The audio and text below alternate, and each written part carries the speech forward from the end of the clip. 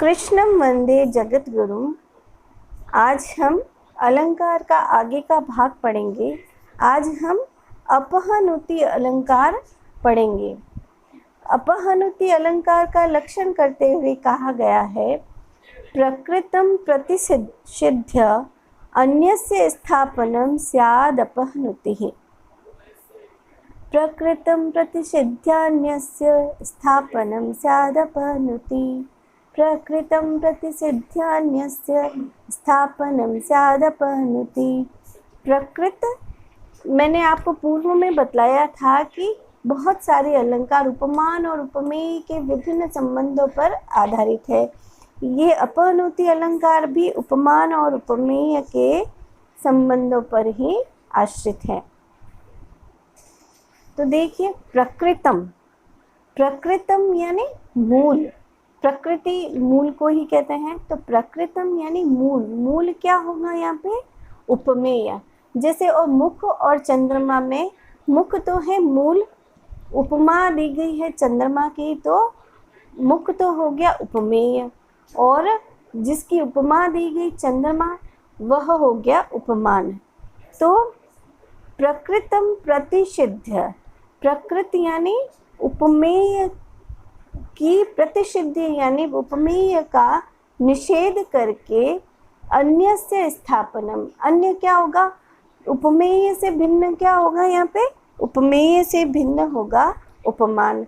तो जब उपमेय का निषेध करके उसमें अन्य यानी उपमान की स्थापना की जाती है, तो वहाँ पर अपहनुति ही स्याद, वहाँ पर अपहनुति अलंकार होता है।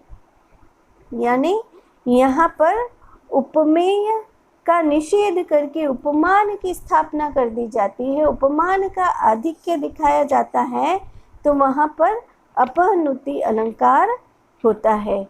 और ये जो अपहनुति अलंकार है वह भी कवि की कल्पना प्रसूत ही होता है, कवि की कल्पना के आश्रित ही होता है।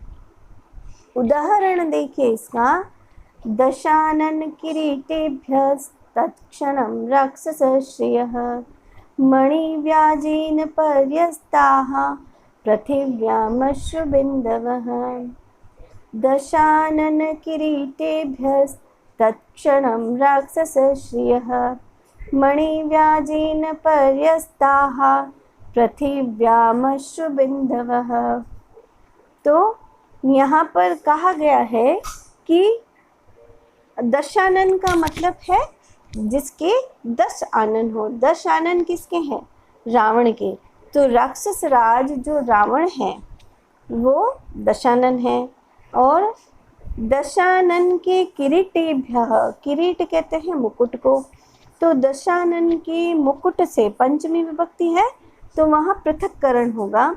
दशानन के किरीटेभ्य, दशानन के मुकुट से तत्क्षणम, उसी क्षण मणिव्याजेन, मणि के बहाने से राक्षसश्रियः, राक्षस की जो राजलक्ष्मी है उसके अश्रुबिंदवः, अश्रुबिंदु पृथिव्याम पर्यस्ताः, पृथ्वी पर घिर पड़े। यानी जैसे ही राक्षस के पतन का समय आया तो उसी क्षण जो दशानन के मुकुट से जो मणि गिरे हैं, मणियों में अश्रु बिंदुओं का आरोप किया गया है। और किसके अश्रु बिंदु? राक्षस की जो श्रिय, श्री कहते हैं लक्ष्मी को, और यहाँ पे राक्षस श्रिय का मतलब है राक्षस की राजलक्ष्मी जो है वह, उसकी अश्रु बिंदवः, उसके आंसू बिंदु गिर गए। तो यहाँ पे मणि जो है वह तो हो गया उपमेय प्रकृत। अब इस उपमेय रूप मणि का निषेध करके यहाँ पर अश्रु बिंदुव की स्थापना की गई कि वो मणि नहीं है, वो क्या है? उस राजलक्ष्मी के, राक्षस राज की राजलक्ष्मी के अश्रु बिंदु हैं जो तत्क्षण, उसी क्षण पर्यस्ताः, बिखर गए, गिर गए पृथिव्याम, पृथ्वी पर। एक बार वापस देखते हैं। दशानन किरीटेभ्यः, राक्षस के मुकुट से, तत्क्षणम, उसी क्षण, मणिव्याजेन, मणि के बहाने से, रत्नों के बहाने से, राक्षस श्रियः, राक्षस की जो राजलक्ष्मी है उसके अश्रुबिंदवः, आंसुओं की बूंदें, पृथिव्याम, पृथ्वी पर, पर्यस्ताः, पृथ्वी पर बिखर गई। यहाँ पर उपमेय मणियों का निषेध करके अप्रस्तुत अश्रु बिंदुओं की स्थापना है, इसलिए यहाँ पर अपहनुति अलंकार है।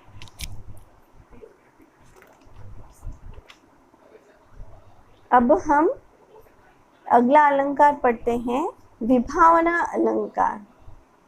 विभावना अलंकार का लक्षण देते हुए कहा गया है, क्रियायाः प्रतिषेधेऽपि फल व्यक्तिर्विभावना। क्रियायाः प्रतिषेधेऽपि फल व्यक्तिर्विभावना। क्रियायाः प्रतिषेधेऽपि फल व्यक्तिर्विभावना। कि क्रियायाः, क्रिया का, प्रतिषेधेऽपि, कि कारण, क्रिया यानी कारण के, प्रतिषेधेऽपि, प्रतिषेध होने पर भी, कारण का निषेध होने पर भी, फल व्यक्ति ही, फल की अभिव्यक्ति, फल की प्राप्ति, फल की उत्पत्ति हो तो वहाँ पर विभावना अलंकार होता है। देखो वापस, क्रियायाः प्रतिषेधेऽपि, क्रिया का निषेध होने पर, क्रिया का तात्पर्य यहाँ पे कारण का निषेध होने पर भी, फल व्यक्ति ही यानी फल की अभिव्यक्ति, फल की उत्पत्ति, विभावना अलंकार। जहाँ पर भी ऐसी घटना होती है कि कारण का निषेध हो जाए लेकिन फिर भी कार्य की प्राप्ति हो तो वहाँ पर विभावना अलंकार होता है। जैसे कारण और कार्य का संबंध संसार में नित्य है।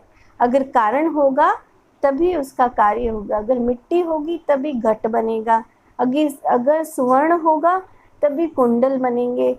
तो जहाँ पर कारण होगा तभी कार्य होगा, ये नित्य नियम है।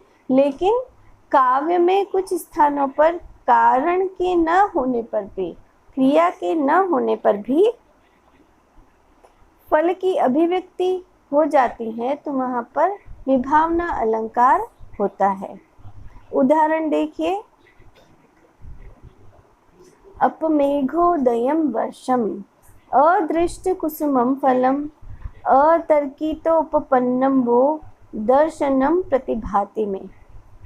कि अब देखिए, कारण और कार्य की जो परंपरा है उसका निषेध कैसे किया गया है कि अपमेघोदयं वर्षम, कि अपमेघोदयं वर्षम, बिना बादल के ही बारिश की प्राप्ति। नियम है संसार में कि बादल होंगे तभी वृष्टि होगी। तो अपमेघोदयम, बादल तो आए ही नहीं है, बादलों का तो उदय ही नहीं हुआ है, और वर्षम, वर्षा ऋतु आ गई, वृष्टि दिखाई देने लग गई। और अदृष्ट कुसुमम फलम, हमेशा नियम है कि पुष्प होगा तभी फल होगा। तो पुष्प तो आया नहीं और उससे पहले ही फल की प्राप्ति हो गई। अदृष्ट कुसुमम फलम, फूल तो दिखे ही नहीं, फूल तो आए ही नहीं, पुष्प तो उगे ही नहीं और पहले ही फल की प्राप्ति हो गई। तो अतर्कितोपपन्नम कि असंभावित रूप से होने वाला, अतर्कितोपमन जिसके बारे में हमने सोचा ही नहीं है, वो दर्शनम, आपका ये जो दर्शन है, प्रतिभाति में, मुझे ऐसा प्रतीत होता है कि भाई जो मेरा पुण्य रूप कार्य तो हुआ ही नहीं है और आपका दर्शन रूप फल मुझे प्राप्त हो गया है। देखिए वापस, अपमेघोदयं वर्षम, अदृष्ट कुसुमं फलम, अतर्कितोपपन्नं वो दर्शनम प्रतिभाति में। अपमेघोदयं वर्षम, अदृष्ट कुसुमं फलम, अतर्कितोपपन्नं वो दर्शनम प्रतिभाति में। अपमेघोदयम, बिना बादल के ही बारिश का होना। अदृष्ट कुसुमम फलम, बिना पुष्प के ही फल की प्राप्ति होना। अतर्कितोपपन्नम वो दर्शनम, बिना ही असंभावित रूप से यानी बिना ही परिश्रम के वो दर्शनम, आपका जो दर्शन मुझे प्राप्त हो रहा है वह मुझे ऐसा ही प्रतिभाति में कि बिना ही कारण के कार्य की उत्पत्ति हो गई है। मेरे द्वारा कोई प्रयत्न नहीं किया गया है, किसी प्रकार का परिश्रम नहीं किया गया है, ये पुण्य नहीं किया गया है, उसके बिना ही आपका ये जो दिव्य दर्शन है वह मुझे प्राप्त हो रहा है। तो यहाँ पर